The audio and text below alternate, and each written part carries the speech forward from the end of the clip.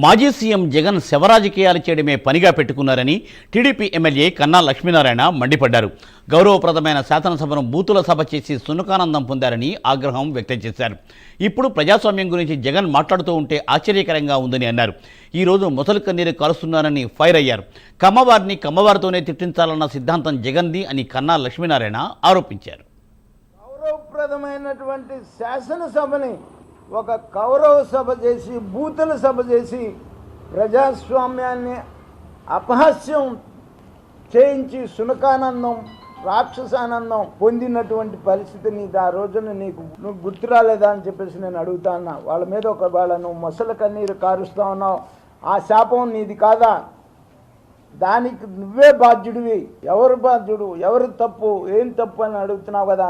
100కి 100 పాళ్ళు ఇవాళ వాళ్ళు అనుభవిస్తున్నటువంటి శిక్షలకి నీ పైశాచిక ఆనందం కమ్మవారిని కమ్మవారితోనే తిట్టించాలి అనేటువంటి ఒక నీ సిద్ధాంతంతో వాళ్ళతో ఆ రోజున కుటుంబ సభ్యులను కూడా అసభ్యకరమైనటువంటి మాటలు మాట్లాడించడం, అది ఆ పాపానికి బాధ్యుడు కూడా నువ్వేం చెప్పేసి నేను చెప్తున్నాను జగన్మోహన్ రెడ్డి.